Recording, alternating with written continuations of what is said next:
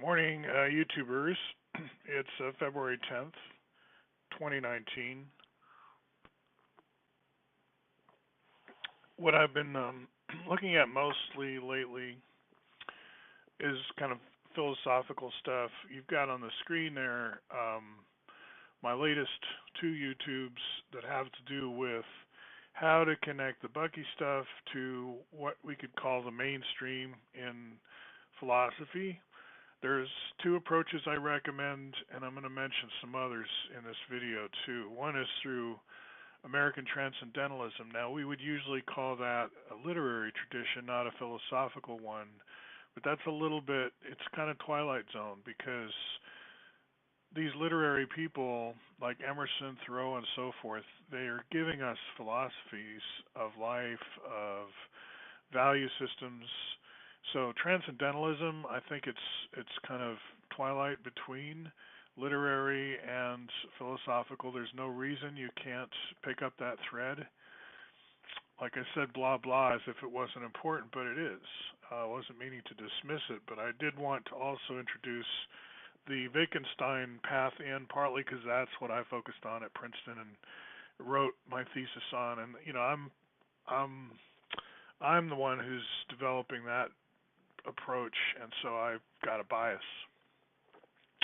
Another approach is take contemporary thinkers, like Werner Erhard, for example, and remember his, I would say, brief discipleship, only because Fuller died kind of around the late 70s, early 80s, is when both myself and Erhard were connecting to Bucky, and I credit Erhard for rekindling my interest in Bucky.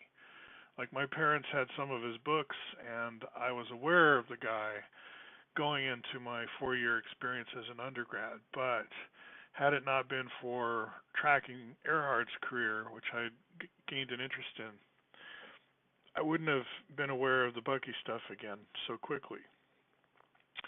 And how does that fit? And what's the story there? Lots of unexplored, like so many books to be written, right? So I'm just throwing out suggestions, things you might want to look at, books, articles, whatever. There's a lot of unmined material here. I wanted to switch to a whole different aspect of like, okay, there's the Bucky stuff. See, I talk about a global university all the time, and for me it's just a metaphor. In other words, if you look at the whole planet, it may occur to you to call it a spaceship because it's, self-contained and floating in space, kind of ship-like. We don't steer it; it goes in circles around the sun, so it's a moored ship, you could say. Of course, the sun is racing through the galaxy and all that, but still, we're kind of at rest in the sense of we're not leaving the solar system on this planet. The planet's going to stay here, even if we go somewhere. That's my expectation. You can prove me wrong someday. On the other hand, you might want to look at the whole Earth as like a motherboard, a circuit city, and they're building biological circuits now. It's not all about silicon. So we're converging the ideas of circuit and biological materials, and hey, we have a spherical motherboard. Okay, so that's a good metaphor. I'm not going to go down that one right now. I'm going to go global university. And this one I've gone with quite a bit. I see a spectrum here.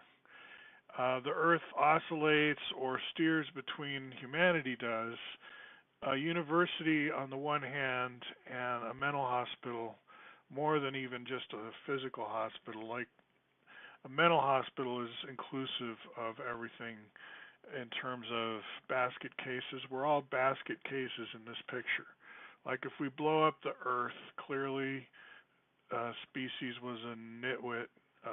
We were, unsuited for the long term. It was an experiment. Big brains, let's go with a big brain branch. How far can we go? Well, they kind of like freak out, something like that. So we're in what Fuller called final exam, you could say, or maybe we passed it. People are looking for signs that, hey, we're not going to blow ourselves up. But that's the nut house aspect, and then it goes on a spectrum. If we're really a global university, then we have our act together in some sense.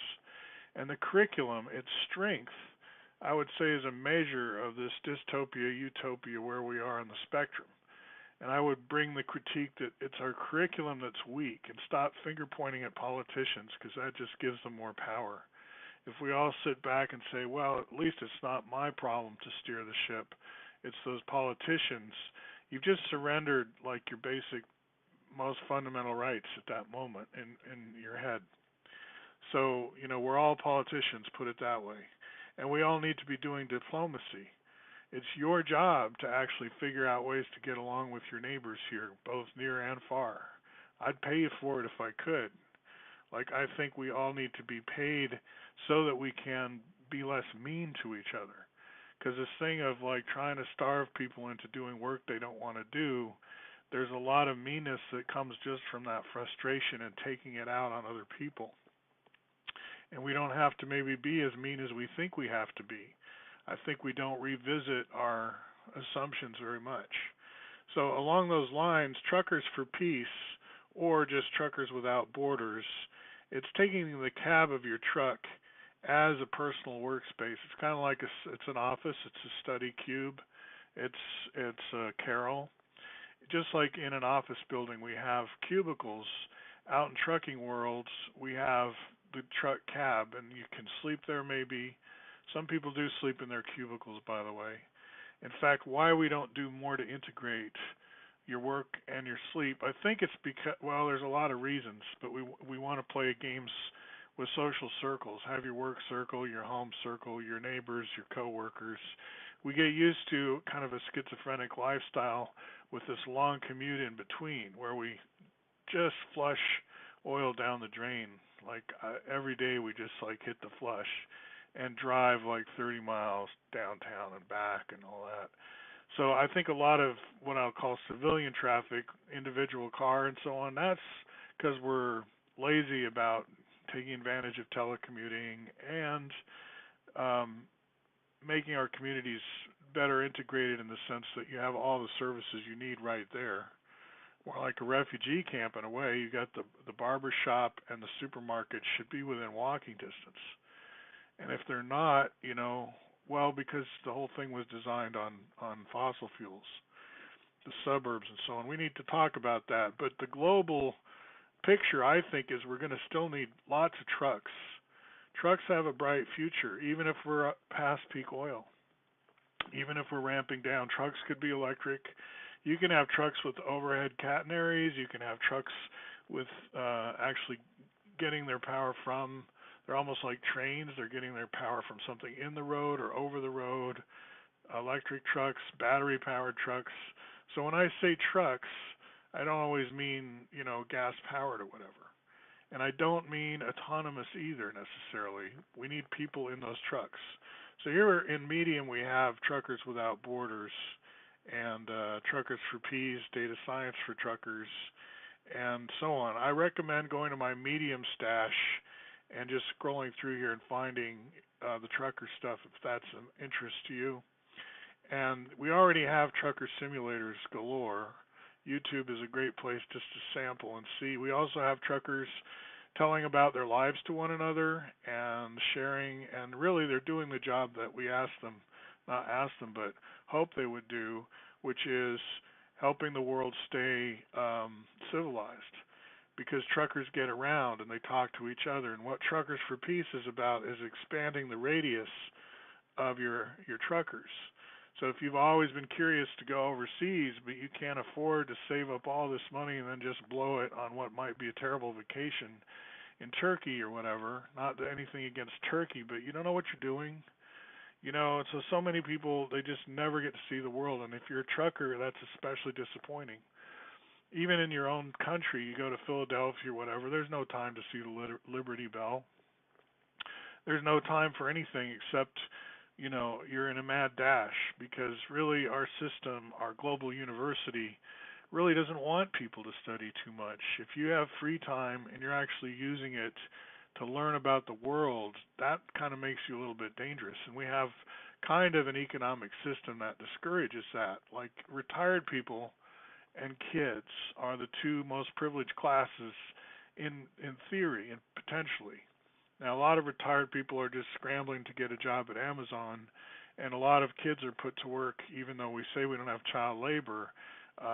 They don't get to just browse the library and indulge their learning proclivities necessarily. I got to do a lot of that, and I'm not retired, but I do study a lot, and this makes me a little dangerous. But I think someone in their cab, in their truck, driving miles and miles, they too are a little dangerous. They're thinking, and they can put books on tape.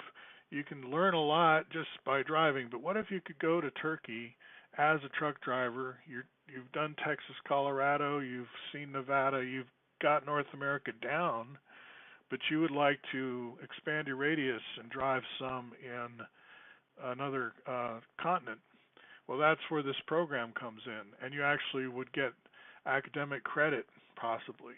And it's not like you fly to Turkey, you don't speak the language, and someone hands you a giant truck and says drive this to Kabul. You have like a week or something like that. It's not like that. You might ride Sidekick. You might just hang out at truck stops for a while and go, truck to truck, almost like a hitchhiker. But because of computerization now, we can micromanage much, we can nickel and dime as well, more than we used to. So my whole idea of charity through games of chance and skill, through coffee shops, where you go to a coffee shop and you can actually fund this Truckers for Peace by winning at video games. What do you know? So there's kind of I've worried about the funding for this and keeping it not necessarily any kind of government program. Like if you're a private company and you already have fleets in multiple continents, you're kind of set up to start playing these games anyway. There's all the visa things, but we already have lots of, drivers from Mexico exploring North America and vice versa. And the Euro people are driving all over Europe, and to the extent that we can keep trucks flowing without like worry that they're going to get blown up and stuff and other violence, to that extent we can look forward to rebuilding a lot of these areas that have been ravaged by irresponsibility. We can rebuild Aleppo and so on and all these places. It's not all about any one part of the world. In fact, I think in Asia you're going to have an easier experience at first getting practice with this. The one band, one road infrastructure there is probably more amenable to Truckers for Peace type programming than anything in the Middle East right now. But I'm hoping that the practice spreads globally, of course. And I'm just one catalyzing agent here. It's not up to me that all happens or doesn't happen. But I feel it's up to me to spread the word on YouTube, Facebook, whatever, that this kind of thinking and planning is going on. And I welcome you to plug into it and to get more into the global university picture.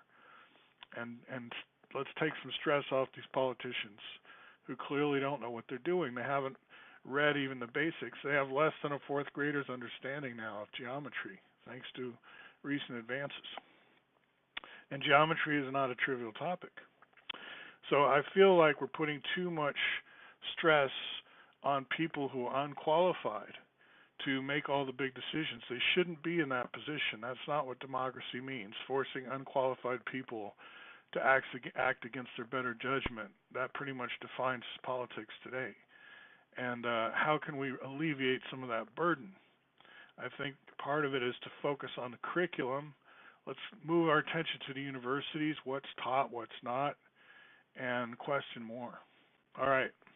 Look forward to tackling that challenge with you. Should be fun.